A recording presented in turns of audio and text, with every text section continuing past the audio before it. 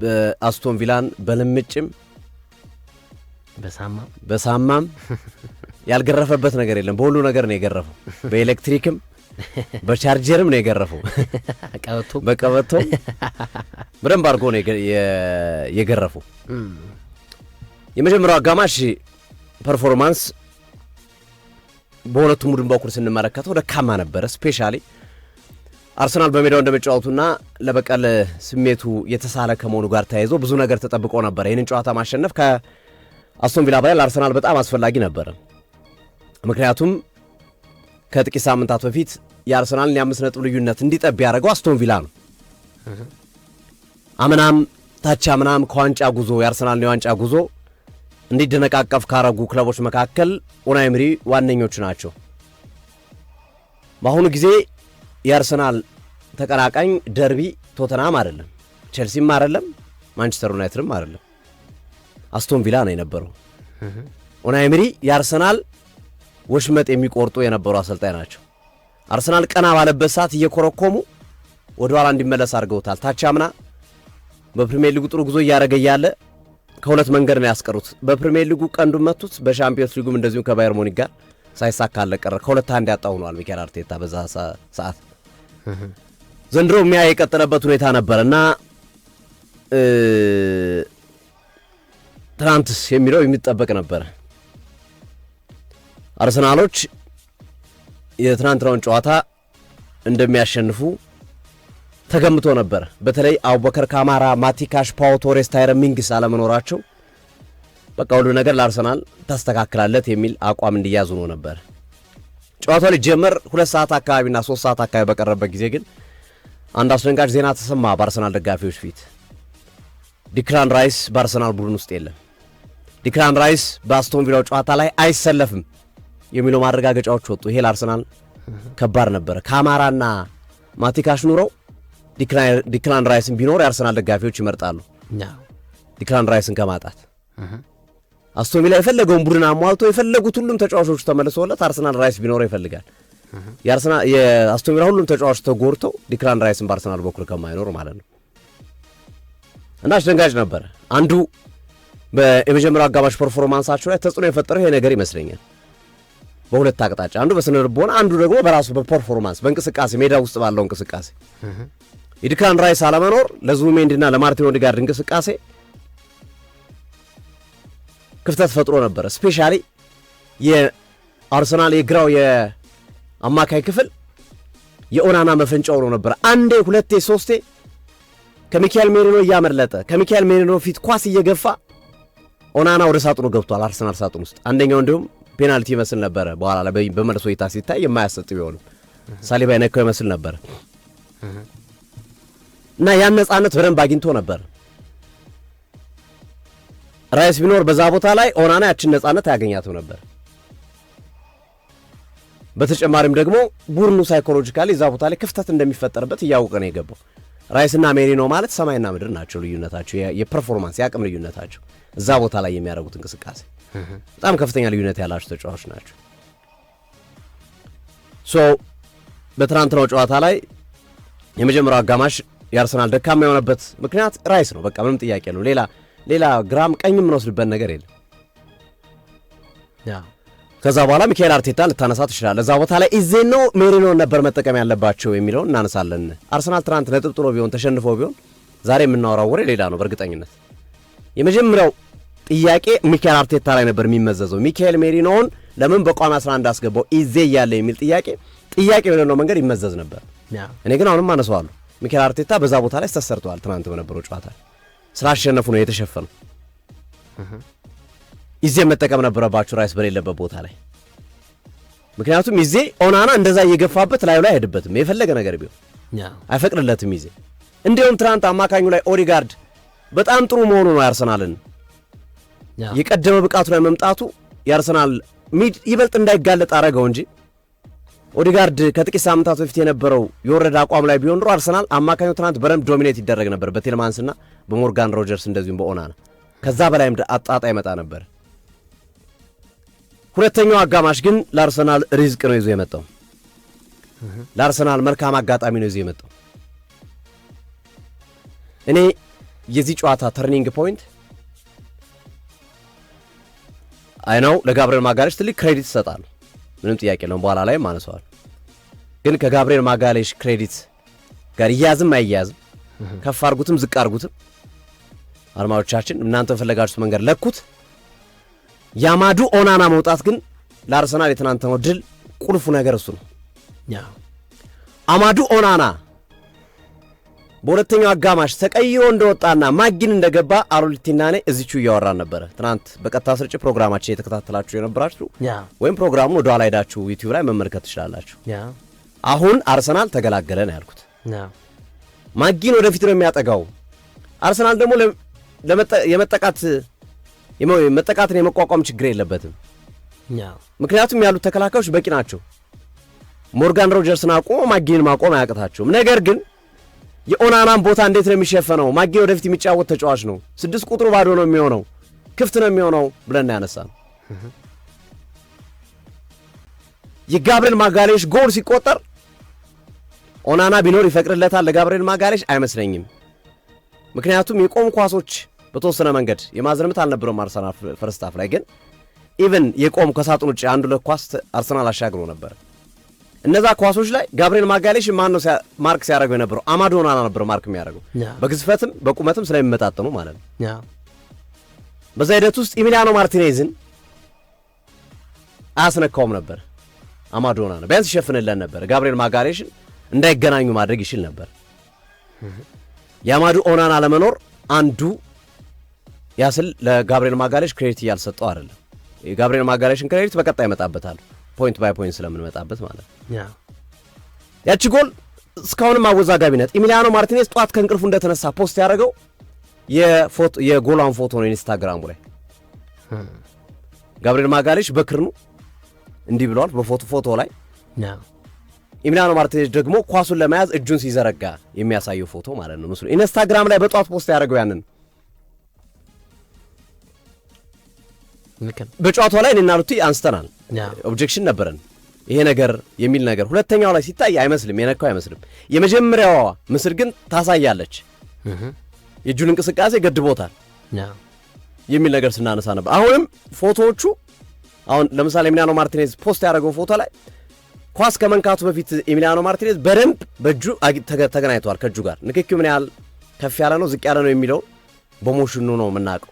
ዝቅ ያለ ነው ኦብቪየስሊ፣ ከፍተኛ አይደለም ንክኪው። ግን በተወሰነ መንገድ ጥቂትም ቢሆን ገቶታል። በቂ ነው ወይ? የግብ ጠባቂ ኤሪያ ነው ኢሚሊያኖ ማርቲኔዝ በዛ ሁኔታ ነው ወይ ጨዋታውን ወይም ደግሞ እንቅስቃሴውን መገደብ ያለበት የሚለው ሌላ ጥያቄ የሚያስነሳ ጉዳይ ነው። ግን ዞሮ በጨዋታ ላይ ጥያቄ የሚያስነሳ ነጥብ አንዱ ይሄ ነበር። በጨዋታው ላይ ሁለተኛዋ ጎል ስትቆጠር ዙቢሜንዲ ያስቆጠራ ጎል ፒውርሊ ኦናና ለመኖር የተጠቀሙበት ነው። ስሩ ፓስ ነው። 6 ቁጥር ተጫዋች ባለበት ቡድን ውስጥ ስሩ ፓስ ማድረግ ከባድ ነው። ያውም በቦታው ላይ ኦናና በሚጫወትበት ቦታ ላይ ነው ማርቲን ኦዴጋርድ ተገኝቶ ኦናና ቦታ ላይ 6 ቁጥሯ ቦታ ላይ ነው ተገኝቶ ፓስ ያደረገለ ዙቢሜንዲ ኳሱ። የዙቢሜንዲ አጨራረስ ይደንቃል፣ ድንቅ ነበር። ዙቢሜንዲ ጎሩን ካስቆጠረ በኋላ ተነቃቃ፣ በጣም ሙዱ መጥቶ ነበር። ኢቭን ሌሳንድሮ ማርቲኔዝን ማነው የሊያንድሮ ትሮሳርድን ጎል ተመልከተው። ከሳጥን ውጪ ቲምበር ያበረደለ ኳስና ያስቆጠረው ኳስ እንዲሁም ኦፍሳይድ ነው በሚል ረጅም ደቂቃ ይፈጀ ነበር እሱ ነገር። እሱም ተመሳሳይ ነው። ጨረቋ ግማሽ ጨረቋ አካባቢ ነው ያገባት። ጋብሪኤል ጄሱስም ከየት ነው ያገባው ኳሱን? አየው ኦናና አለመኖሩ እነዚህን 4 ጎሎች ሊከላከልበት የሱ ፕሬዘንስ እዛ ቦታ ላይ ፕሬዘንስ ቢኖረው የሱ ፊዚካል ፕሬዘንስ ቢኖር ሊያቆማቸው የሚችሉ ኳሶች ይሆኑ ነበረ ነው። ይሆናሉ ሳይሆን ይሆኑ ነበረ ነው፣ ሊሆኑ ይችሉ ነበረ ነው። ስለዚህ ለኔ ኦናና መውጣቱ ለአርሰናል በጣም በጣም ጠቃሚ ፖይንት እዚህ ጋር ነው። አማካኞቹ ነፃነት አገኙ። የአርሰናል አማካኝ ወደፊት ለመሄድም ሲቸገር ነበር። ሲሄድም ደግሞ ኦናና እየመጣ ሲያጠቃቸው ነበር። ከ6 ቁጥር እየተነሳ ብዙ ነገሮችን የቀነሰለት ሆናል። ሌላው የትናንትናው ጨዋታ በጣም ትልቁ መነጋገሪያ ነጥብ ሚካኤል ሜሪኖ በሁለት ነገር፣ አንደኛው ሚካኤል አርቴታ ተመራጭ አድርጎ ማስገባታቸው እሱን፣ ይሄ ጨዋታ በዚህ ውጤት ባይጠናቀቅ ጥያቄ የሚያስነሳ ነበር። ሁለተኛ ደረጃ ቢጫ ካርድ እያለበት ክሊርሊ ፋውል ቢጫ ካርድ የሚያሰጥ ከኋላ እጁን ጎትቶ ሞርጋን ሮጀርስን ይመስለኛል ካልተሳሳትኩኝ አስቀርቶታል። ከቢጫው በኋላ ቀይ ካርድ መውጣት ነበረበት። አርሰናል 2-0 እየመራ የነበረበት ሰዓት ጨዋታው ብዙ ደቂቃ ይቀረው ነበር። በሳሳስ ላይ 20 ምናምን ደቂቃ በላይ ይቀረው ነበር። ያረ ከዛ በላይ 58 ደቂቃ ላይ ተፈጠረ። ስለዚህ ብዙ ነገሮች ሊቀየሩ የሚችሉበት እድል ነበር። አርሰናል ሁለተኛውን ጎል ካስቆጠረ በኋላ የተፈጠረ ነገር ከመሆኑ ጋር ተያይዞ እና ሚካኤል ሜሪኖ ሌላ ዋጋ ሊያስከፍል ነበር። እንደገና የጠገኑትን ጨዋታ ሌላ ጣጣ ውስጥ ሊያስገባ ነበር። ሰከንድ ሃፍ ላይ እኔ ሚካኤል ሜሪኖ መመለስ አልነበረበትም ወደ ጨዋታው። ኦናናም ወጣም አልወጣም መመለስ አልነበረበት።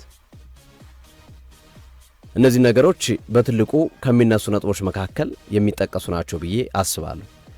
ጋብሪኤል ማጋሌሽ በቃ አርሰናል እስትንፋስ ነው ምንም ጥያቄ በሌለው መንገድ ይሄ ተጫዋች ጎል ያስቆጥራል። እንደመጣ እንግዲህ የመጀመሪያ ቋሚ 11 በገባበት ጨዋታ ላይ ነው የቆመ ጎል ያስቆጠረው ወይም የቆመ ጎል እንዲቆጠር ምክንያት የሆነው ከሳጥን ከማዝንም የተሻገረ ኳስ ነው የተቆጠረው።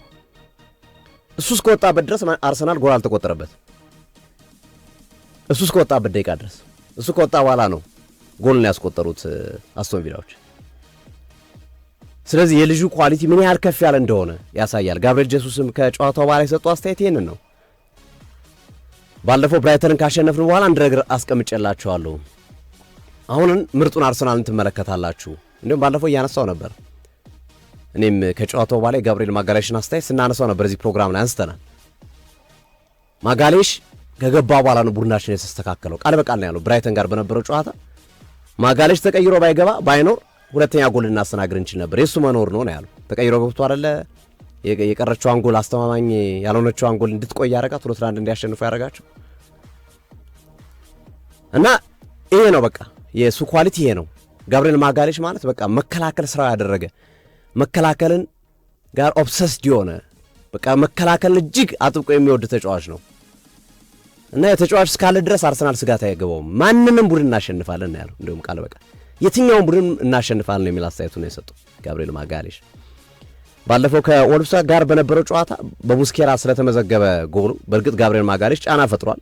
የመጨረሻው ንክኬ ሙስኬራ ስለሆነ በሙስኬራ ስለተቆጠረ የመጀመሪያ ጎል ነው በፕሪሚየር ሊጉ ከአንድ ዓመት በኋላ ኦልሞስት የጉልበት ጉዳት ካስተናበረበት ጊዜ በኋላ ማለት ነው እና ለጋብሪኤል ማጋሌሽ ልዩ ቀን ነው ትናንት። ለዛ ነው አይ ቢሎንግ ቱ ጄሰስ የሚለውን ያሳየውና ከልጅነቴ ጀምሮ ጋብሪኤል ጄሱስ ያሳየው እና ከልጅነቴ ጀምሮ በቃ እምነት አለኝ በኢየሱስ ክርስቶስ እና እምነቴም ከፍም ዝቅም አልኩኝ ሁሌም አልቀይረውም። ባለፉት የተወሰኑ ጨዋታዎች ይህንን ማሊያ ወይም ይህንን መልእክት ከውስጥ እያረኩን ነበር ምገባው። እንደ አጋጣሚ ጎል አላስቆጠርኩም። ዛሬ ቀናኝ ያን አድርጌያለሁ የሚል አስተያየቱን አስቀምጧልና አርሰናል ከዚህ በኋላ ይበራል ነው ያለው እሱ። እንዲሁም ቃል በቃል ከዚህ በኋላ አርሰናል ይበራል ታዩታላችሁ። ጋብሪኤል ማጋሌሽ እስካለ ድረስ አርሰናል ማንም ያቆመው የለም የሚል አስተያየቱን ነው ጋብሪኤል ጄሱስ በአስተያየቱ ያስቀመጠው ማለት ነው እና አርሰናል ተገቢውን በቀል በአግባቡ በእግር ኳሳዊ በቀል ኡናይ ኤምሪን ተበቅሏቸዋል። ኡናይ ኤምሪ ከዚህ ጨዋታ ነጥብ ማስጣልና 3 ነጥብን ምን ያልፈልገው እንደመጡ የምታየው አርሰናል አራተኛውን ጎል ሲያስቆጥር ፊታቸው ፍም ነው የመሰለው። ጨዋታው ካለቀ በኋላ አርቴታን ሳይጨብጡ ነው የተሯርጦ የገቡት ወደ መልበሻ ክፍል ተሯርጦ የገቡት። ቀዝቃዛ ነበር አየሩ አሉ። ተበሳጩ፣ በጣም ተበሳጩ። ቀዝቃዛ አየሩ ሳይሆን ያቀዘቀዛቸው አርሰናል ነው። የአርቴታ ማክሽን ወዲያው ጨዋታው እንዳለቀ ማለት ያው ከኮቺንግ ስታፍ ጋር አብረህ ድሉን ሴሌብሬት ታደርጋለህ፣ ጥያቄ የለውም። ግን የሴሌብሬሽኑ ገስቸሩ ምናምን ስትመለከተው በጣም ኦቨር የሆነ ይመስለኛል። በእርግጥ ያስኮናል፣ ልክ ነው። እና ሄዶ ኒኮላስ ጆቨርን ነው ያቀፋቸው የሴት ፒስ ኮቹን ሄደው ከሳቸው ጋር ተቃቅፉና በዛ ቅጽበት ላይ ኡናይ ኤምሪ ፊታቸውን አዙረው አርቴታን ለማየት ሙከራ ሲያደርጉ ትመለከታለህ። እና ሲያዩት ደስታውን እየገለጸ ነው ከኒኮላስ ጆቨር ጋር። ከዛ እሳቸው ገቡ። ልክ እሱም ደግሞ አርቴታ ደግሞ ምስሉን ከተመለከታችሁ አድማጮች ተመልካቾች ልክ እሳቸው ከገቡ በኋላ ደግሞ አርቴታም ከኒኮላስ ጆቨርና ከኮቺንግ ስታፉ ጋር የነበረውን ደስታ ከጨረሰ በኋላ ዞር አለና ኡናይ ኤምሪስ አለ የሉ ሄደ ፈለጋቸው እስከ ውስጥ ድረስ ነው ተመልክቶ ሲፈልጋቸው የተመለከተ ነው። ፈልጓቸው እና ለአርሰናል ይሄ ድል ስፔሻሊ ሁለተኛው አጋማሽ የአርሰናል ሁለተኛ አጋማሽ በዚህ ውድድር ዓመት አርሰናል ካሳያቸው ፐርፎርማንስ ቶፕ ላይ ከሚቀመጡ ውስጥ ናቸው። ባየር ሙኒክ ነው እንደዚህ ያፈራረሰው። ተመሳሳይ ነው እንደ አስቶን ቪላ ሁሌም ለአርሰናል የማይመች ቡድን ነበረ ባየር ሙኒክ። ግን ቪሴንት ኮምፓኒ አንድም ጨዋታ ሳይሸነፍ በአውሮፓ መድረክ እየተጓዘ ባለበት ሰዓት አርሰናል ትንሽ ቡድን ነው ያስመሰለው ባየር ሙኒክ። ትናንትም አስቶን ቪላን አርሰናል እንኳን ለዋንጫ ለቶፕ 4 መፎካከር እንዳይችል አድርጎ ነው ቀስሙን የሰበረው። እውነት ለመናገር ኮምፒቲሽናቸው፣ ፉክራቸው ምናነሳቸው ነገሮች ኖር ይችላሉ። ቅድም እንዳልነው ጉዳቶች፣ ቅጣቶች በሁለቱም ቡድኖች በኩል ከሌ ቢኖር ከሌ ባይኖር ምናምን የሚሉትን ነገሮች እንደ ምክንያትነት አንስተን ሎጂካሊ እናስቀምጠው እንችላለን። ሞር ኦር ለስ አስቶን ቪላ በቅጣቶችና በጉዳቶች ይበልጥ ተጎጁ ቡድን ነው። አርሰናልም ቀላል አይደለም የተጎዱበት። ራይስ ካላፊዮሪ ቋሚ 11 በቀጥታ የሚገቡ 2 ተጫዋቾች ተጎድተውበታል። አስቶን ቪላ ቢያንስ 3 ተጫዋቾች ተጎድተውበታል። አንድ ተጫዋች ልዩነት አላቸው ቢያንስ። ግን አርሰናል የተካቸው ተጫዋቾችና ኡናይ ኤምሪ በተጎዱት ወይም በተቀጡት ተጫዋቾች የተኳቸው ተጫዋቾች ግን ኳሊቲያቸው ይለየቅል።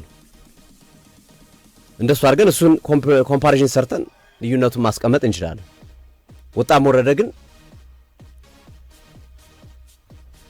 በእንቅስቃሴ ያሳዩት ነገር አርሰናሎች በጣም አስገራሚና የተለየ ነበረ። ጣፋጭ ምሽት ነው ይሄ።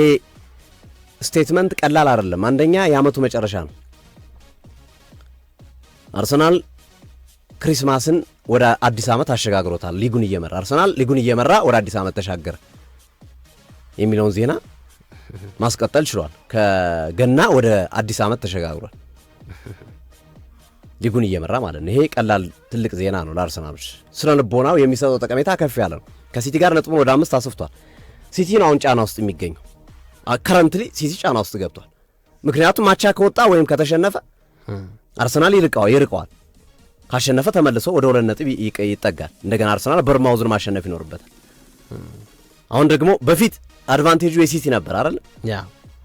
ያለፉት 2-3 ሳምንታት ሲቲ ቀድሞ ስለሚጫወት ሲቲ ሲያሸንፍ የሊጉን መሪነት ለሰዓታት ይወስዳል። አሁንም እንደገና ሲቲ ያሸንፋል፣ አርሰናል ያሸንፋል፣ ሲቲ ያሸንፋል፣ አርሰናል ያሸንፋል እያለ ነው የመጣው።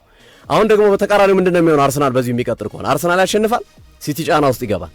ይጥል ይሆን ይሸነፍ ይሆን ይጥል ይሆን ብሎ ነው የሚገባው። የራሱን ገሎ አይደለም የሚመጣው። ገብቷል? ጫናው ወደ የተቀየረ ማለት ነው። ወደ ሲቲ ቀጣዮች ሳምንታት ወደ ሲቲ ይቀየራል። ቀድሞ ነው አርሰናል ከበርማውዝ ጋር የሚጫወተው። ከዛ ሲቲ ከቼልሲ ጋር ይጫወታል። እንደዚህ እያለ ነው የሚሄደው። የተሻለ አድቫንቴጅ አለው በዚህ ሳምንት አርሰናል ከሲቲ ጋር ለመራራቅ በሚደረገው እንቅስቃሴ ማለት ነው። ቀድሞ እየመራ መገኘቱ ጥሩ ሳይኮሎጂ ጠቀሜታ የሚሰጥ ነው። የትናንትናው ጨዋታ ድል የሸፈነው ግን ለእኔ ትልቁ ጉዳይ ከሚካኤል ሜሪኖ ነው። የሚካኤል ሜሪኖንም አንስተናል፣ ሌሎችንም አንስተናል። ድሉ የሸፈነው ትልቅ መሰረታዊ ነጥብ ግን ኢብሪች ኢዜ ነው። ኦፍ ኮርስ ኢብሪች ኢዜ ላይ ሚካኤል አርቴታ እያደረጉት ያሉት አፕሮች በእኔ እምነት አልተመቸኝም። የሚጋሩ ሊኖሩ ይችላሉ፣ የሚቃወሙ ሊኖሩ ይችላሉ። ሁለቱንም እቀበላለሁ። አፕሮቻቸው ልክ አይደለም።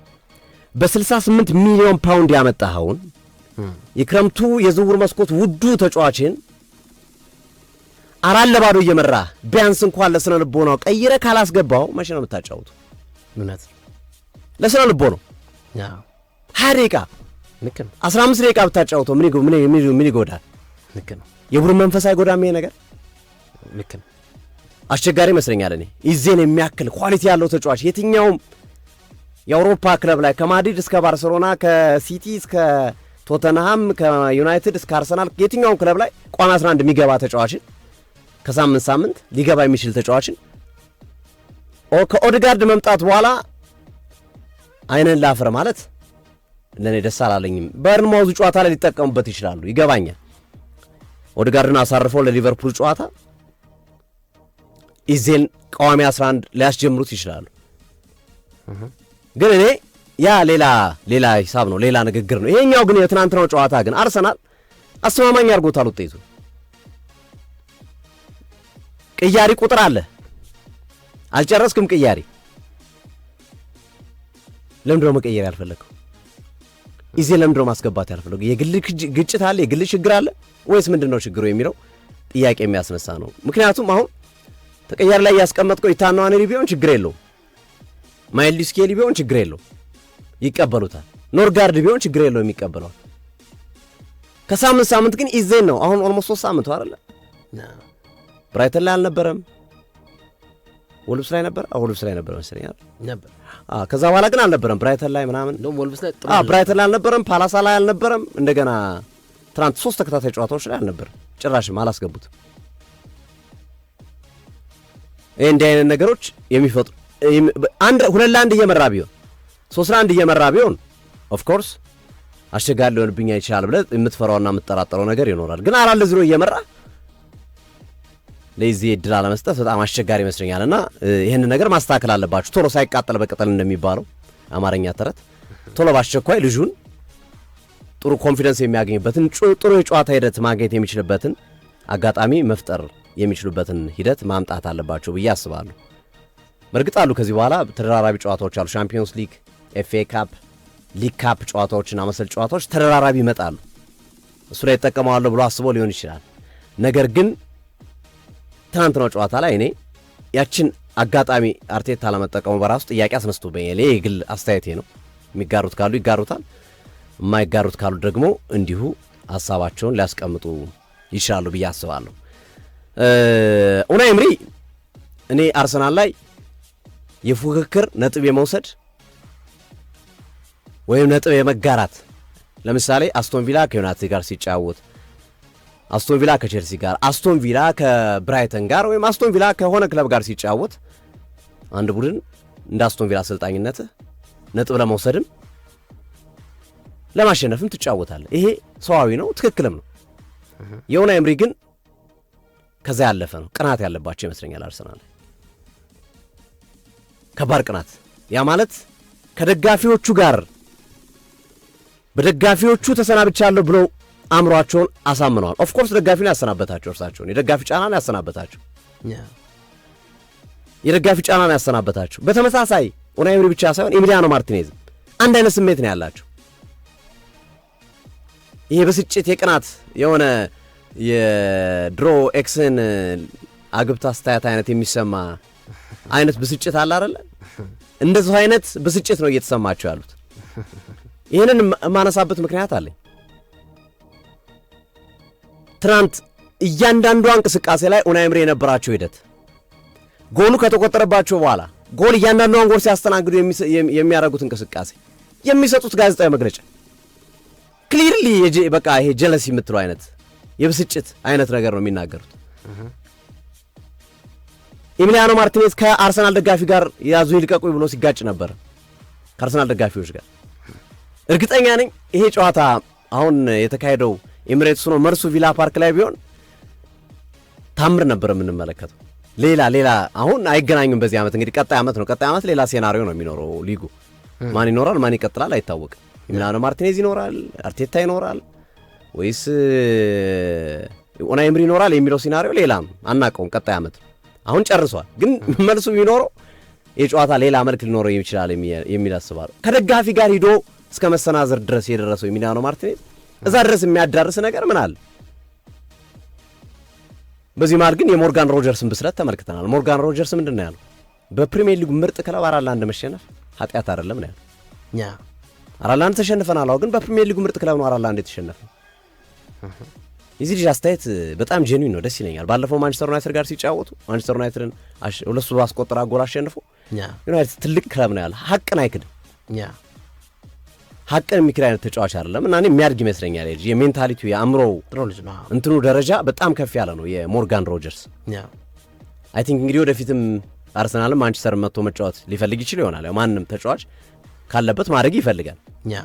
ከዛ አንጻር ሊሆን ይችላል። ግን አስተያየት የሚሰጥበት መንገድ ግን በጣም አስደናቂ ነው ብሎ ማንሳት ይቻላል። ኡናይ ኤምሪ ለምሳሌ ባለፈው ትናንትም እያነሳ ነው ነበር ሳሊባና ማጋሌሽ ባሉበት አርሰናል መግጠም ይፈልጋሉ ብሎ ነበር። ሳሊባና ማጋሌሽ አልነበሩም በመጀመሪያው ዙር ጨዋታ። ሙስኬራና ኢንካፔ ነው ጣምሮ የነበሩት።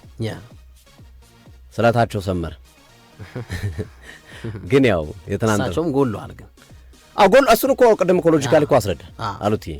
እኔ በንጽጽር ከጉዳትም ከምንም አንጻር ስናየው አስቶን ቪላ ተጎድቶ ነው የመጣው። ወይም ከአርሰናል ይልቅ የአስቶን ቪላ ጉዳት ይበዛል፣ ከአርሰናል ይልቅ የአስቶን ቪላ ችግር ከፍ ብሎ ነው የመጣው የሚለውን ሀሳብ በደንብ አንስተነዋል ቅድም በነበረን ሂደት ላይ ማለት ነው። ግን እንደተመኙት ማግኘታቸው የተመኙትን ያገኙት። ጋብርኤልና ሳሊባን ማግኘት ይፈልጋሉ አሉ፣ አገኟቸው። ጭራሽ ጋብርኤል ነው ያገባባቸው ኡናይ ኤምሪ ላይ።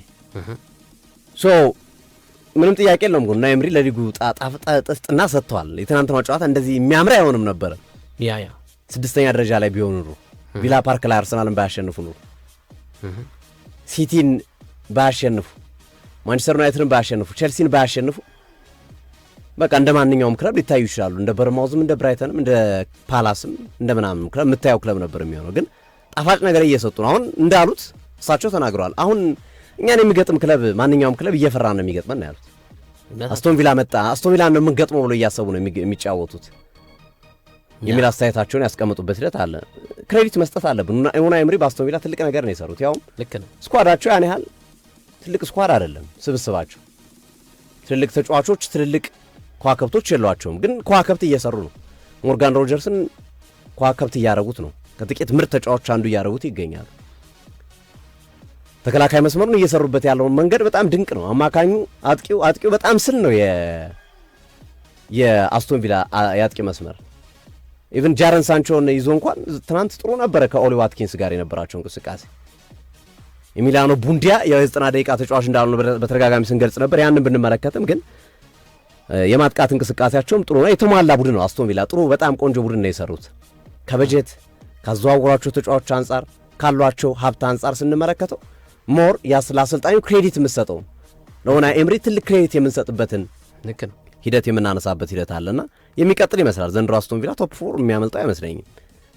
በዚሁ ሁኔታ የሚቀጥል ከሆነ ሜቢ እንግዲህ መንሸራታቶች ካልመጡ ከዚህ በኋላ የሚቀጥል ይመስላል። የ11 ተከታታይ ጨዋታ ጉዞና አዲስ ክብረ ወሰን 12ኛ ጨዋታ ትናንት ቢያሸንፍ በአስቶን ቪላ ታሪክ አዲስ ነበር የሚሆን። ሪከርዱ ተጋርተዋል ከ114 ዓመት በኋላ ግን አዲስ ታሪክ በአስቶን ቪላ ይጽፉ ነበር። ትናንት አርሰናልን አሸንፎ ቢሆን በ11 ተከታታይ ጨዋታ በማሸነፍ ግን ያ ሳይሆን የቀረው የአርሰናል የሜዳ ላይ ያለመሸነፍ ጉዞ ነው የቀጠለው። አርሰናል ዘንድሮ በሜዳው በጣም ጠንካራ መሆኑን በደንብ እየተመለከትንበት ያለበት ጨዋታ ነው ብዬ አስባለሁ። የአስቶን ቪላ ደጋፊዎች ግን ዳረን ኢንግላንድ ላይ በተለይ የሜሪኖ ሁለተኛ ቢጫ ካርድ አለመመልከት በትልቁ አበሳጭቷቸዋል። ከኤሚሊያኖ ማርቲኔዝ ጥፋት ሰርቶበታል ከሚለው የጋብርኤል ማጋሌሽ ጎል በተጨማሪ በተለይ ቢጫ ካርዷ በጣም ብዙዎችን ያነጋገረች ኢንሲደንት ናት ብለን ማንሳት እንችላለን። አሁንም ግን ሚኬል አርቴታ ደፈር እያሉ መምጣት አለባቸው። የቡድኑን ኮንፊደንስ እያሳደጉ መምጣት አለባቸው። ሰሞኑ ሲታሙ የነበሩበትን ችግር ትናንት አሁን ቀርፈውታል። እንግዲህ እንዳልነው የህመሙ መድኃኒት ጋብርኤል ማጋሌሽ ነው ብለን አንድ ፕሮግራም ሰርተናል በቀደም አይደል? ልክ ነው እንዳልነው ነው ህመሙን መድኃኒቱ ጋብርኤል ማጋሌሽ እንደሆነ አይተናል። ሲወጣ ጎል ገባ። እሱ እስካልወጣበት ደቂቃ ድረስ አርሰናል ክሊንሺት ላይ ነበር የነበረው። ስለዚህ መፍትሄውን አግኝተውታል። የዛኛውን አንዱን ችግር ዋናውን ችግር በመጨረሻ ደቂቃ ጎል የሚያስተናግዱበትን የሚጨነቁበትን መፍትሄ ጋብርኤል ማጋሌሽን አግኝተዋል። ግን አሁንም አታኪንጉ አርሰናል ይበልጥ ማደግ አለበት። እያደገ ነው። እኔ ኦዲጋርድ ትናንት ገርሞኛል። ጥሩ ነበር። በፓላሱ በብራይተኑ ጨዋታ ላይ የሚገርም ነበር። ትናንት ደግሞ ይለያል። የትናንት ደግሞ የበለጠ ነው። የራይስንም የእሱንም ስራ በጋራ ነው ሲሰራ የነበረው ትናንት ኦዲጋርድ ካለፍራቻ ሲያስጥል ነበር። አንዱ በትልቁ ጥያቄ የሚነሳበት የነበረው ኳስ እግሩ ላይ ሲገባ ጥሩ ነው፣ ከተነጠቀ ወይም የተቃራኒ ቡድን ኳስ ይዞ ሲመጣ ግን እለፉ ነው የሚላቸው። ይኸው መንገዱም ምኑም ይኸው ብሎ ነው የሚለቅላቸው የነበረው። ትናንትና በብራይተኑ ጨዋታ ላይ ግን የምናውቀው ኦዲጋርድ እልህ እስከ መጨረሻው የሚታገለው እስከ ተከላካይ መስመር ድረስ መጥቶ የሚያግዘው ኳስም ሲቀበልም ሲያደራጅም ሲያጠቃም የሚነሳውን ኦዲጋርድን እየተመለከትን ነው። ይሄ በጣም አስደሳች ነው ለአርሰናል። የጎሎቹ ምክንያቶች ሞሮለስ እሱን ያልነካ ኳስ የለም ከተቆጠሩ ጎሎች መካከል። ይሄ ለአርሰናል ትልቅ ቫልዩ ነው። ኤክስጂ ሬታቸውን ጨምሯል። ደካማ የነበረውን የማጥቃት እንቅስቃሴ ግን አሁንም ሚኬል አርቴታ ማኔጅመንት ላይ መጠንቀቅ አለባቸው። ኦዲጋርዳውን ጥሩ ነው ያለው ሁለቱን ጨዋታ። ቀጣይ በርማውዝ ላይ አሰልፈ እንደገና ከሁለት ቀን በኋላ ሊቨርፑል ላይ ካሰለፍከው ዋጋ ልከፍልበት ትችላለህ።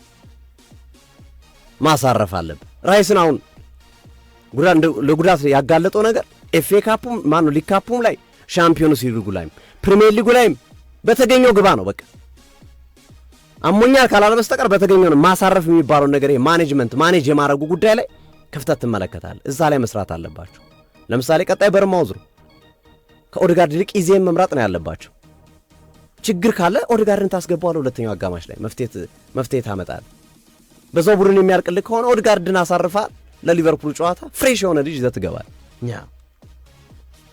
ራይስ ኢቨን ሳካ አሁን ትናንት ሳካ በርግጥ ቀይሮ አስወጥቶታል። ጥሩ አልነበረም። ሰከንድ ሃፍ እንደውም ትንሽ ይሻላል። ፈርስት ሃፍ ላይ እኮ በቃ ሳካ ሳይሆን የሚመስለው ጃረን ሳንቾ ምናምን ነው የሚመስለው ማለት ምናምን ብዙም ይሄ ተጽዕኖ የማይፈጥር አይነት ተጫዋች ነው የነበረው። ሉካስ ዲኛ በደንብ ይዞት ነበር በደንብ ልክ ነው። ሶ እንደዚህ አይነት ነገሮችን አሁን ትሮሳርድን አላሳረፉትም ትናንት። መቼ ነው የሚያሳር? አሁን ትሮሳርድ መቼ ነው የሚያርፍ? ጥሩ ብቃቱ ላይ ነው ያለው። ሶ ቆጠብ ቢያዝ ለቀቅ እያረክ ማጫወት ይኖርባል። ይሄ ማኔጅመንቱ ላይ ያለው ነገርና ባገኘው በቃ ተጫዋቹ ጉዳት እስካላስተናገደ ድረስ አይደለም ማሰለፍ ያለብህ። ጉዳት ቢያስተናግድም ባያስተናግድም ሜጀር የሚባሉ ጨዋታዎች ላይ ትጠቀማለህ። ማሳረፍ ባለብህ ልጁን ሪፍሬሽ ማድረግ አለባቸው። እንደዚህ አይነት ነገሮች መርጥ ካላፊዮራውን የሚጎዳበት ምክንያት እሱ ነው። ማረፍ ባለበት ጨዋታ ላይ አያሳርፉትም። ካላፊዮራ በየትኛውም ጨዋታ ይጠቀሙበታል። ቲምበር ተመሳሳይ ነው። ማኔጅመንት ተጫዋች ሲመጣልህ ማኔጅ እያረክ መሄድ፣ ይሄ የአንዱን ተጫዋች እድል እየጨመርክ የአንዱን ተጫዋች ቀነስ እያረክ እንደዚህ እያረክ ተመጣጣኝ ነገሮችን መስራት ይኖርባል ብዬ አስባለሁ። አሉት ከሞላ ጎደል የታዘብኳቸው ነገር እነዚህ ናቸው። አርሰናል ግን ለሰሞኑ መጠራጠር ለሰሞኑ ጉንፋን ለሚመስለው ህመምም ጭምር እና ስጋት ሊሆን ይችላል የተባለውን ሂደት በጋብሪኤል ማጋሌሽና በማርቲን ኦዴጋርድ አቅም መጨመር የቀረፉ ይመስላል። አታኪንጉን በማርቲን ኦዴጋርድ አቅም መጨመር፣ መከላከሉን ደግሞ በጋብሪኤል ማጋሌሽ ያስተካከለው ይመስላልና ይሄንን ማስቀጠል ግን ከሚካኤል አርቴታ በተለይ ስፔሻል ማኔጅመንት የሚፈልግ ይመስለኛል። አሉት አመሰግናለሁ ሶፊያ። የተወሰነ ነጥብ እኔ ያው ስቱዲዮ ውስጥ የማንቸስተር ዩናይትድን ኳስ በእጅ ስልኬ እየተከታተልኩ ነበር። እናንተ ደግሞ የአርሰናልን በደንብ ፎከስ ናችሁ ስታስተላልፉ ነበርና አንዳንድ ኮሜንቶች ዩናይትድ 1-1 በነበረባቸው የጨዋታ ቅጽበቶች ላይ ቢያንስ አቀርቅሬ ነበርና ያው ማንቸስተር ዩናይትድ የተጫወተ አለማየት ይከብደኛል። ስራም ተከፋፍለን የውጤት አፕዴቶችን ለዛሬም ቀን የዛሬ ዕለታችንንም በምሳሳት ፕሮግራማችን ስለ ዩናይትድና ስለ ወልቭስ ጨዋታ ስናነሳ ሞሮፍ ጨዋታውን እየተከታተልኩ ስለነበር የተለያዩ ሀሳቦችን ለማንሳትም ነው። ከዛ አኳያ ነው ግን ስቱዲዮ ተቀምጫለሁ። የአርሰናልን ጨዋታ ተመልክቻለሁ። ያው አንዳንዴ አቴንሽን ቢቀያየርም ግን ሁለቱም ጨዋታ ለማየት ሞከራ አድርጌያለሁ። ግን በዋናነት ያው በትላንት ፕሮግራማችን ላይ ማንስቼዋለሁ። የሊጉ ተጠባቂ ጨዋታ ነው የአርሰናልና የአስቶን ቪላ ጨዋታ። ብዙዎች የማንቸስተር ዩናይትድ ደጋፊዎችም ሊያዩት ይችላሉ የሚል ሀሳቤ ነበር። ግን ብዙም እኔ ስለ አርሰናል ጨዋታ ማንሳት አልፈልግም። ግን አንድ ሁለት እውነታዎችን ልንገራቸው ለአርሰናል ደጋፊዎች ያው ወደዱም ጠሉም። የኔ ኦፒኒየን አሁንም ቪክቶር ዮኬሬሽ የአርሰናል የከሸፈ ዝውውር ነው ብዬ ገልጸዋለሁ። አሁን ዩናይትድ ላይ 10 የከሸፉ ዝውውሮች ብለን እያነሳ ነበር። ሳንቾ፣ አንቶኒ የተለያዩ ነጥቦችን እያነሳ ነበርና ትናንትና ዮኬሬሽ በ32 ደቂቃዎች ውስጥ በዚህ በትላንቱ መርሃ ግብር ላይ አንድ ኳስ ብቻ ነው የነካው። ዮኬሬሽ አንድ ኳስ ብቻ ነው የነካውና እኔ አሁን ዮኬሬሽና የአርሰናል የጨዋታ መንገድ አብረው ተጣጥመው እየሄዱ ነው ወይ? አይ ዶንት ቲንክ ሶ። እንደ ዘይትና እንደ ውሃ የተነጣጠሉ ይመስለኛል። ከአርቴታ ፍልስፍና ከአማካኙ ጋር ያለው ኮኦርዲኔሽን ትላንትና ሶፊያ ያነሳው የቤተሰብ ናፍቆኛል የሆም ሲክነስ አይነት የሚመስል ሀሳብ አንስቷል እና ዮኬሬሽ በትላንቱም ጨዋታ ላይ ተቀይሮ እስኪወጣበት ሰዓት ድረስ አመርቂ የሚባል እንቅስቃሴ አላደረገም። በመጀመሪያዎቹ 32 ደቂቃዎች ላይም ደግሞ ዮኬሬሽ የነካው ኳስ አንድ ነው። እቀጥላለሁ። ሌላው የአርቴታ ፍርሃት እስከ መቼ ነው?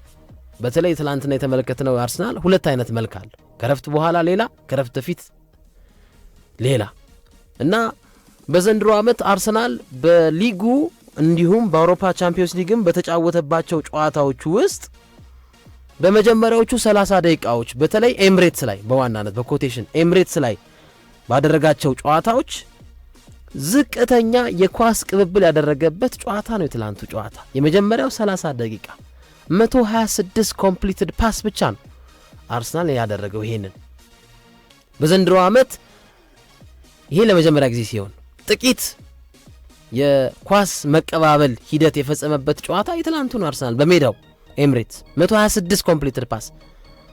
ለዛም ነው ዮኬሬሽን በ32 ደቂቃ የመጀመሪያው 45 ደቂቃ ጉዞዎች ውስጥ አንድ ኳስ ብቻ ነው የነካው፣ እሱም በግንባር በርግግቢቱ የነካው ኳስ ኦፍ ታርጌት። ስለዚህ ዮኬሬሽና አርቴታ ዮኬሬሽና የአርሰናል የጨዋታ መንገድ አማካኞቹ ጋር ያለው ጥምረት በአሪፍ እየሄደ ነው ወይ? አይመስለኝም። ይሄንን ግልጽ ነው። አዎ ግልጽ ነው እኮ ይሄ ጥያቄ የለው። ይሻሻላል አይሻሻል የሚለው ላይ ሀሳብ ከመስጠት ውጪ አሁን እርግጠኛ ነኝ አብዛኛውን አርሰናል ደጋፊ ብትጠይቀው ቋሚ 11 ከጋብሪኤል ጄሱስ እና ማን ነው ከዮኬሬሽና ከጄሱስ ማን ይጀምር ብትላቸው አሁን ላይ ባለው ከረንት ፐርፎርማንሳቸው ምንም ጥያቄ የለውም ለጄሱስ ነው የምትሰጠው። ዴፊኒት ጎል እያስቆጠረ ነው። ለጎል የሚሆኑ ኳሶች ላይ ጫና እየፈጠረ ነው። ሙቭመንቱ በጣም አስፈሪ ነው። እሱ ባያስቆጥሩ እንኳን ጓደኞቹ እንዲያስቆጥሩ ያደርጋል። ቪክቶር ዮኬሬሽም የራሱ ኳሊቲ አለው ሆነን ለመናገር ግን ይሄ በጣም ማለት 100 ከሽፏል የምንለው ነው ብዬ አላስብም። ማለት ይሄ 100 ከሽፍ ብሏል የምንለው አይደለም፣ ግን በቂ አይደለም። ከበቂ በታች ሶፊስ ጥቅሙ ምንድነው? ከኳስ ውጭ ያለው እንቅስቃሴ ጥቅሙ ነው። እሱ ጥቅም ነው ብለህ ማለት እንደ በኮንፊደንስ የምታወራው ነገር አይደል። 65 ነው ምናምን ከዛ በላይ የወጣበት ሚሊዮን የመጣበት ጎል እንዲያስቆጥር ነው፣ አስጨናቂ እንዲሆን ነው እንጂ አርሰናል ትክክለኛ ናቹራል 9 ቁጥር የለውም ተብሎ ሲታማ ዋንጫ ያጣበት ነጥብ ተብሎ ፒክ ከተደረጉ ክራይቴሪያዎች መካከል ፒውር ናቹራል 9 ቁጥር የለውም። ለዛ ነው የመጣው እንጂ በእርስ በርስ ግንኙነቶች ላይ አንዱን በትከሻ ስለገፋ አንዱን በዚህ ጋር ስላስጨነቀ ምርጥ ነው አትልም። በቃ ጥያቄ የለውም። እንዴ ትላንት በ32 ደቂቃ አንድ ኳስ ትነካለህ እንዴ? እንዴ ገብርኤል ኢየሱስ እኮ ተቀይሮ ገብቶ እኮ ያስቆጠረው የጎል ማርጂኑን ብንመለከት ከቅያሬ ወንበር ተነስቶ ሜዳ ውስጥ ገባ፣ ያስቆጠረው የጎል 55 ሰከንድ ነው የፈጀበት እኮ። እንግዲህ አስበው በ55 ሰከንድ ከቅያሬ ወንበር ተነስቶ ጎል አስቆጠረ። በዘንድሮ ዓመት ሶስተኛው ፈጣን ከቅያሬ ወንበር ተነስቶ ጎልን ያስቆጠረ ተጫዋች ተብሏል ኢየሱስ። እና ለዛም ነው በቃ ስሜትን ይነቃል። ከእምነት ጋር አታች ደሆነ የፈጣሪን ስም እየጠራህ መታመግስበት ምክንያት ይሄ ይመስላል። ከረጅም ጊዜ በኋላ ከጉዳት የመጣ ተጫዋች በውሰት ወደ ብራዚል ሊግ ይሄዳል ሲባል የነበረ በአርሰናል እቅድ ውስጥ ያልነበረ በተጫዋች ጉዳት ምክንያት በማክስ ዶማን ምክንያት ነው የአውሮፓ ቻምፒየንስ ሊግ ስብስብ ውስጥ የተካተተው የተገፋ ተጫዋች ነው። ግን ኤክስፔክቴሽኑ ዮኬሬሽ ላይ ነው እንጂ ገብርኤል ኢየሱስ ላይ አይደለም። እና 55 ሰከንድ ነው የፈጀበት ጎል ለማስቆጠር። ሌላው ገብርኤል ማጋሌሽ ጥንካሬ ነው፣ ምንም ጥያቄ የለውም። ገብርኤል ማጋሌሽ አስደናቂ ተጫዋች ነው። ከኮስሊኒ ቀጥሎ ከፈረንሳዩ የአርሰናል ሎረንት ኮስሊኒ በመቀጠል አሁን 19 ጎል ላይ ደርሷል ያስቆጠራቸው የጎል ብዛቶች እና ኮስሊኒ 22 ጎሎች እና ይሄ በጣም አስደናቂ ነው። ይሰብረዋል፣ ምንም ጥያቄ የለውም። ይሰብረዋል ብዬ ታሪክ አርሰናል የምን ጊዜ ምርጥ ኮከብ ገላግቢ ተከላካይ ነው። ያ እንደውም ምንም ብዙ ጊዜ የሚፈጅበት አይመስለኝም፣ በጥቂት ሳምንታት ውስጥ ይሰበራል። በጣም ጥሩ ተጫዋች እንደሆነ አሳይቷል። እንግዲህ አርሰናል ለሰባተኛ ጊዜ በፕሪሚየር ሊጉ ልክ ምንድነው ይሄ አዲስ ዓመት መባቻ ላይ ለሰባተኛ ጊዜ አናት ላይ ሲቀመጥ እንደሆነ ቁጥሮችም ይናገራሉ። ግን በአጠቃላይ ስትመለከተው የመጀመሪያዎቹ ደቂቃዎች ላይ አስቶን ቪላ ኢላማውን የጠበቀ ሙከራ ባያደርግም ግን ለጎል የቀረቡ ኳሶችን አግኝቷል። አልተጠቀመበትም። አሁን ቅድም ጠቅሼዋለሁ። በመጀመሪያዎቹ 30 ደቂቃዎች የአርሰናል የተቀባበለው የኳስ ብዛት 126 ነው። በጣም ደሎውስት ነው በዚህ ዓመት እያለን እያነሳን ነበር እና በዛ ኢንሲደንት ውስጥ እነ ዋትኪንስ ያገኟቸውን ኳሶች ቢጠቀሙ ኑሮ ጨዋታው ሌላ አይነት መልክ ሊኖረው ይችላል ብለህ ትናገራለህ። እኔ ፋውል ነው አይደለም የሚለው ነገር በጣም ቬግ ያደርጋል። ለምሳሌ ትላንት የቀድሞ አርሰናልና የሌስተር አጥቂ የነበረው አለን ስሚዝ በቀጥታ ስካይ ስፖርት ላይ ጨዋታውን ሲያስተላልፍ አይ ፋውል አይደለም ብሏል። ሌሎችም ፋውል ነው የሚለው አሉ። ግን እና እሱን ግን ለአርሰናል ደጋፊዎች መጠይቃቸው አንድ ጥያቄ ምንድነው በጨዋነት አሁን የአስቶን ቪላ ወሳኝ ተጫዋች 45ኛው ደቂቃ ተጠናቆ በተጨመረው ደቂቃ ላይ ቢጫ ካርድ አይቷል። ይሄ ኢንሲደንት በትላንት በተገላቢጦሽ በሚኬሎ ሜሪኖ ላይ ነው። ከዛ ከረፍት መልስ በጨዋታ እንቅስቃሴ ላይ ፍጹም የተቃራኒ ተጫዋችን ምቾት በሚነሳ ኃይል የተቀላቀለ ጨዋታ መንገድ ተጠቀመ። ዳኛው በዝምታ ነው ያለፉት። 58ኛው ደቂቃ ላይ አርሰናል 2-0 እየመራ ነበር። ኑሜሪካል አድቫንቴጅ ቢወሰድበት ጫና ውስጥ ሊገባ የሚችልበት ነገር ነው ብዬ አስባለሁና አንድ የአስቶን ቪላ ወሳኝ ተጫዋች ይሄንን ድርጊት ቢያደርገው እንዴት ነው ዛሬ መነጋገሪያ አይኮንም ወይ የሚል ሀሳብ ያመነጫል። እኔ እንደውም የማጋሌዥ ጎል ነው በሚለው ሚዛኑ ደፋለሁ። ግን የሚካኤሎ ሜሪኖ ትላንትና ሁለተኛ ቢጫ ካርድ ከተመለከተ በኋላ ሁለተኛ ያየው ጥፋት ፍጹም ቀይ ካርድ የሚያሰጥ ነው። ኢቭን የትላንቱ ዳኛ ለነ ቡካዮ ሳካ የሚሰጡ ቢጫ ካርዶችን ሲቆጥቡ ተመልክቻል። ለአስቶን ቪላ መስጠት የነበረበትን ቢጫ ካርድ መስጠት ባለባቸው ጊዜና ሰዓት አልሰጡ እና የፈቀዱ ነገር ይመስላል ፋውል እና የትላንቱ ተርኒንግ ፖይንት ይመስለኛል። የማጋሌዥ በጣም ቀይ ካርድ አለማየቱ ተርኒንግ ፖይንት ነው። ድጋሜ ደግሞ የኦናናም ጉዳት ደግሞ ሌላው ለአርሰናል የሜሪ ነው ቢጫ ቀይ አለማየት የሜሪ ነው ቀይ ካርድ አለማየት ይሄ ነው ማለት ይቻላል። ያስማማኛል። ሜሪ ነው በቀይ መውጣት ነበረበት። አርሰናል እድለኛ ነው በሱ ኢንሲደንት፣ ምንም ጥያቄ በሌለው መንገድ እድለኛ ነው ብለን ማንሳት እንችላለን። ስለ ጉዳቶች አድማጮቻችን አፕዴት ለማድረግ ያህል ጋብርኤል ማጋሌሽን በሚመለከት የጋብርኤል ማጋሌሽ ጉዳት ድካም ነው፣ ጉዳት የለውም። ስለዚህ ዛሬ ነው ያርፋል፣ ነገ ነው ያርፋል፣ ከነገ ወዲያ ያርፋል። የአርቡ ትሬኒንግ ላይ ይሳተፋል፣ ቅዳሜ ይጫወታል። ጋብርኤል ማጋሌሽ ምንም የሚያሰጋ ነገር የለውም። ዲክላን ራይስን በሚመለከት ተመሳሳይ ነው። ዲክላን ራይስ ደግሞ እንትን አይደለም፣ የዲክላን ራይስ ድካም አይደለም፣ ጉዳት ነው። ጉልበቱ ላይ ተመቷል። ከአስቶን ቪላ ጋር ምት ነው፣ ከብራይተን ጋር በነበረ ጨዋታ ላይ ምት ተመቷል። ምት ነው እሱ ደግሞ አብጧል የተመታው። ልክ ነው። ስለዚህ እሱ እስኪመለስ ድረስ ዛሬ ሊመለስ ይችላል፣ ነገ ሊመለስ ይችላል። እብጠቱ መጠበቅ አለብን ያሉት ሚኬል አርቴታ እብጠቱን እያየን ነው። እብጠቱ የሚቀንስ ከሆነና ቶሎ የሚስተካከል ከሆነ በቀጣይ ልምድ አሳትፈን እስካረብ ባለው ለበርማውዝ ጨዋታ እናደርሰዋለን። ጊዜ የሚፈልግ ከሆነ ግን ለሊቨርፑል ጨዋታ እንዲደርስ እናደርገዋለን ብሏል ዲክላን ራይስ። አሪፍ ዜና ነው። ጉዳቶቹ አስጊ አይደሉም የሚሉት ለማየት ያህል ነው። ቤን ዋይት ተነስቷል፣ ካይ ሃቨርትዝ መጥቷል። አሁን ጉዳት ላይ ያለው ማክስ ዶማንና ሙስኬራ ብቻ ናቸው። ካላፊዮሪም ይመለሳል ለበርማውዝ ጨዋታ። ስለዚህ አርሰናል የጉዳት መጠን ኦልሞስት ወደ ዜሮ እየገባላቸው ነው። ሙስኬራና ዶማን ብቻ ነው የሚቀሩት። ዶማን ኦልሞስት አይጠቀሙበትም። ሙስኬራ ሁለተኛ ተጫዋች ነው። ስለዚህ ወደ ዜሮ እየገባላቸው ነው የአርሰናል የጉዳት መጠን በቀጣይ የሚስተናገዱ ጉዳቶች ከሌሉ በስተቀረ። በዚህ ሰዓት ደግሞ የተጫዋቾቹ ማገገም በጣም መልካም ዜና ነው፣ ትልቅ ዜና ነው። ምክንያቱም ተደራራቢ ውድድሮች አሉ። አሁን ዋናዎቹ ተጫዋቾች የሚያርፉባቸው ለምሳሌ ከሊቨርፑል ጨዋታ በኋላ ፖርትስማውዝ ነው የሚያገኙት በኤፍኤ ካፕ፣ ከዛ ቼልሲን በሊግ ካፕ ነው የሚያገኙት። ሁለቱም ጨዋታዎች ሞሮርለስ ምናልባት ለቼልሲው ጨዋታ ሀፋፍ ሊጠቀሙ ይችላሉ ዋናውን ቡድን ከሪዘርቭ ቡድኑ ጋር። የፖርትስማውዝ ጨዋታ ግን ጥያቄ በሌለው መንገድ 100% ሪዘርቭ ቡድን ነው የሚጠቀሙት። ግን የአርሰናል ሪዘርቭ ቡድን የሌላው ቡድን ቋሚ 11 አይደል?